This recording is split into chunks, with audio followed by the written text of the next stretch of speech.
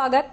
हमारे साथ विपिन शर्मा वरिष्ठ पत्रकार जुड़ गए हैं। विपिन जी, आपका भी बहुत स्वागत। और विपिन जी, शुरुआत में आप ही के साथ करूंगी क्योंकि सीएम योगी आदित्यनाथ जब भी प्रचार करते हैं बीजेपी के लिए वो लकी साबित होती है। वो सीटें, वो जगह, वो क्षेत्र, वो राज्य। ऐसे में जब सीएम योगी आदित्यनाथ दिल्ली के चुनाव से पहले पहुंच रहे हैं, कहीं ना खलबली दोनों ही खेमों में है, क्या कहेंगे आप? निश्चित बात है उन्नति जी, इसमें कोई दो राय नहीं है कि यहाँ पर मुख्यमंत्री योगी आदित्यनाथ जब चुनावी मैदान में आएंगे और खास तौर में दिल्ली राजधानी के चुनाव में आएंगे तो माहौल बदल जाएगा, समीकरण बदल जाएंगे। और यहाँ पर यही उम्मीद लगा के बैठे थे सारे, और खासतौर पे दिल्ली वासी, क्योंकि जो क्षमता मुख्यमंत्री योगी आदित्यनाथ रखते हैं, क्योंकि कई चुनावों में देखा है पिछले कुछ वर्षों में कि उनको स्टार प्रचारक बनाकर उतारा जाता है और उसके बाद महाराष्ट्र में हमने देखा, क्योंकि महाराष्ट्र में लग रहा था 50-50 होगा, लेकिन अंत में बाजी भाजपा ने मारी। और तो यही बात है कि यहाँ पर दिल्ली में वो क्या जादू करते हैं और कितना असर पड़ता है, क्योंकि मद्देनजर रखना पड़ेगा कि चुनौतियां काफी है, क्योंकि इस समय कांग्रेस भी पूरी दमखम से मैदान में निकली हुई है। और वही बात करें आम आदमी पार्टी की, कि जिनको प्रचंड बहुमत दिल्ली वासियों ने दिया है बारी चुनावों में, तो यहाँ पर अब बड़ा दिलचस्प हो गया चुनाव, क्योंकि ये चुनाव उन्नति बहुत अहमियत रखते हैं तीनों राजनीतिक दलों के लिए, कांग्रेस, भाजपा और आम आदमी पार्टी।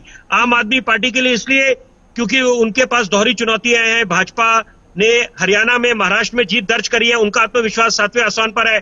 और कांग्रेस का जो प्रदर्शन 2014 और 2019 के मुकाबले बहुत बढ़िया रहा है, तो यहाँ पर अब उम्मीदें 7वें आसमान पर हैं। सबकी 7वें आसमान पर उम्मीदें हैं। और सबसे बड़ी बात है कि यहाँ पर ये उम्मीद कर रहे हैं कि कुछ ऐसे नारे, क्योंकि पहले भी देखा था कि जो नारा योगी आदित्यनाथ ने दिया था, तो क्या कुछ ऐसे नारे देंगे दिल्ली वासियों के सामने जब जाते हैं चुनावी मैदान में, रैली करते हैं। लेकिन इस बीच एक बात बड़ी जरूरी मैं बोलना चाहूंगा कि दिल्ली एक बड़ी बेहतरीन केस स्टडी है।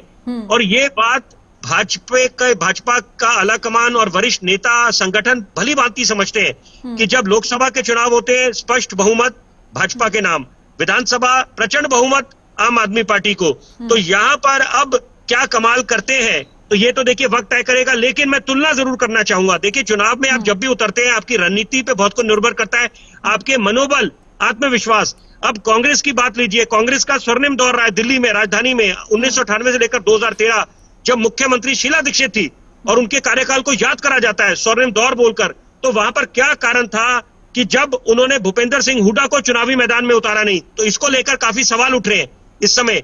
और यही बात है कि पूर्व जितने मुख्यमंत्री थे उनको आपने चुनावी मैदान में उतार दिया। अशोक गहलोत की बात करें, भूपेश सिंह बघेल की बात करें, तो यहाँ पर क्या कारण है कि यहाँ पर उनको उनकी अनदेखी करी गई, भूपेंद्र सिंह हुड्डा, क्योंकि यहाँ पर तो उम्मीद लगा रहे थे कि अगर कांग्रेस को सही मायने में वापसी करनी है, क्योंकि कांग्रेस कई चुनावों में खाता नहीं खोल पाई है। जैसे क्रिकेट में कहते हैं बैट्समैन डक पे आउट हो गया है, तो यहाँ पर अगर आपको चुनाव लड़ना है तो half hearted efforts won't do any good. यहाँ पर आपको पूरे मन से, पूरे दमखम से उतरना पड़ेगा। तो अच्छी बात है कम से कम भाजपा ने, क्योंकि आम आदमी पार्टी जो चुनौती बना के बैठे हैं वो अपनी जगह है। निश्चित बात है उनको अगर दिल्ली की जनता ने जनादेश दिया है उसको आपको सर्वोपरि मानना पड़ेगा। तो यहाँ पर अब बड़े दिलचस्प मोड़ पे आ गया, क्योंकि यहाँ पर एंट्री हो रही है योगी आदित्यनाथ जी की। बिल्कुल। और देखिए, सीएम योगी आदित्यनाथ क्या बड़ा नारा, क्या बड़े मुद्दे रखते हैं, इसी पर